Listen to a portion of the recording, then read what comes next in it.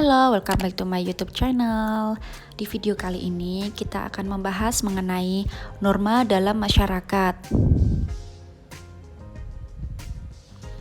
Yang pertama yaitu mengenai pengertian dan tujuan norma. Ada banyak sekali pengertian norma, baik dari berbagai pakar atau berbagai sumber lainnya. Maka dari itu, kalian bisa mencari berbagai pengertian norma lainnya dari berbagai sumber. Norma dapat diartikan bahwa aturan, patokan, pedoman berperilaku yang pantas atau tidak pantas dilakukan oleh individu atau masyarakat. Selanjutnya, tujuan adanya norma. Norma bertujuan mengendalikan perilaku individu atau seseorang dalam berperilaku negatif yang bisa merugikan diri sendiri dan atau orang lain. Yang kedua, mengenai ciri-ciri norma. Ciri-ciri norma yang pertama yaitu merupakan hasil kesepakatan bersama. Lalu ciri yang kedua yaitu bersifat tertulis dan tidak tertulis. Ciri norma tertulis diartikan sebagai berikut. Norma resmi yang bersifat tertulis dan mengikat serta memiliki sifat atau sanksi yang tegas, seperti norma hukum.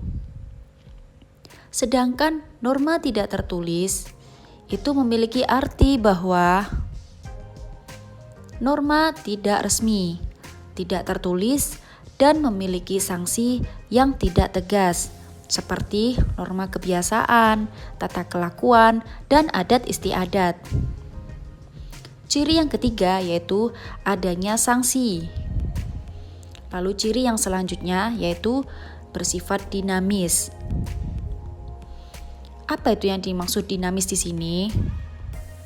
Dinamis artinya norma selalu mengalami perubahan dan perkembangan sesuai dengan kebutuhan masyarakat. Yang ketiga, yaitu mengenai klasifikasi atau pengelompokan norma. Yang pertama yaitu norma berdasarkan sumbernya. Norma berdasarkan sumbernya memiliki 4 macam norma. Yang pertama yaitu norma agama. Norma agama yaitu norma yang bersumber dari Tuhan Yang Maha Esa. Norma agama sendiri berisi perintah atau larangan dari Tuhan Yang Maha Esa. Seperti halnya orang Muslim, perintah menunaikan ibadah dan sebagainya itu bisa dilihat dalam kitab Al-Quran. Hal tersebut berlaku bagi orang-orang yang meyakini agama tersebut. Pelaksanaan norma agama bersifat otonom, artinya bebas bagi setiap individu sesuai kepercayaan yang diyakini. Sanksi bagi pelanggaran norma agama tidak bersifat langsung, artinya akan ada pengadilan Tuhan di kemudian hari. Pelanggaran bagi yang melanggar norma agama hukumannya adalah mendapatkan dosa, dan imbalannya bagi yang menjalankan agama akan mendapatkan pahala.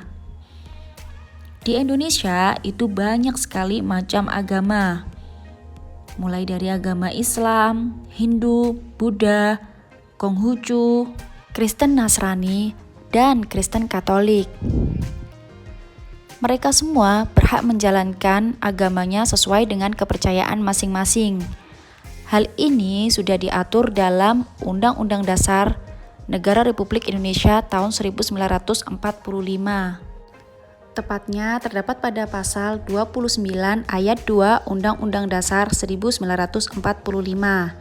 yang berbunyi, negara menjamin kemerdekaan tiap-tiap penduduk untuk memeluk agamanya masing-masing dan untuk beribadat menurut agamanya dan kepercayaannya itu. Jenis norma yang kedua yaitu norma kesusilaan. Norma kesusilaan adalah norma yang bersumber dari suara hati nurani manusia.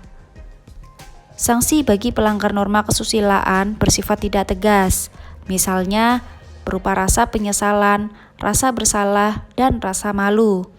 Contohnya, kegiatan mencontek. Hal ini akan mengakibatkan rasa bersalah. Begitupun ketika seseorang melihat yang lainnya sedang terkena musibah dan tidak membantu, maka akan ada rasa penyesalan atau perasaan bersalah. Norma yang ketiga yaitu norma kesopanan. Norma kesopanan adalah norma yang bersumber dari masyarakat itu sendiri untuk saling menghormati satu sama lain. Norma kesopanan selalu mengedepankan asas kepantasan, kepatutan, dan kebiasaan yang seharusnya berlaku dalam kehidupan masyarakat.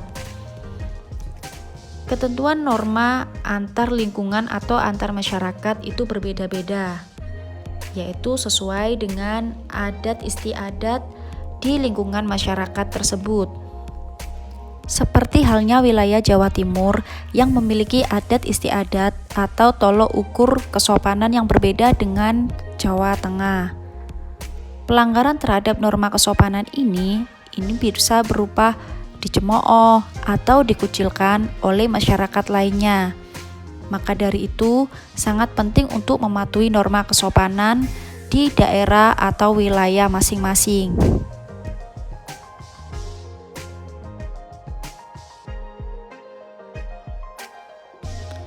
Jenis norma selanjutnya adalah norma hukum. Norma hukum adalah norma yang ditetapkan dan diberlakukan oleh negara. Norma hukum berisi perintah atau larangan yang bersifat memaksa. Jadi bisa dibilang bahwa norma hukum ini adalah norma yang bersifat paling tegas dibandingkan ketiga norma lainnya. Sanksi bagi pelanggaran norma hukum itu sangatlah bervariasi. Hal tersebut bergantung kepada jenis pelanggaran. Semisal pelanggar lalu lintas, pembunuhan, pencurian, dan lain sebagainya, itu berbeda-beda hukumannya. Hal tersebut telah ditetapkan oleh undang-undang. Undang-undang sendiri itu dibuat oleh DPR bersama dengan Presiden. Jadi, hukuman bagi yang melanggar norma hukum itu sangatlah tegas dan bersifat universal. Artinya berlaku bagi semua lapisan masyarakat yang melakukan pelanggaran tanpa terkecuali. Tasikmalaya, Jawa Barat mendapat sanksi sosial setelah video pelanggarannya viral di media sosial. Neng yang memakai sepeda motor hijau agar pulang ke rumah dan segera memakai helmnya. Sebuah rekaman video yang diunggah area Traffic Control System atau pengendalian lalu lintas Dinas Perhubungan Kota Tasikmalaya, Jawa Barat akhir November lalu memperlihatkan dua pengendara motor melanggar lalu lintas di perempatan Jalan Sutisna Senjaya, Tasikmalaya. Dan sampai jumpa di video selanjutnya ya. See you.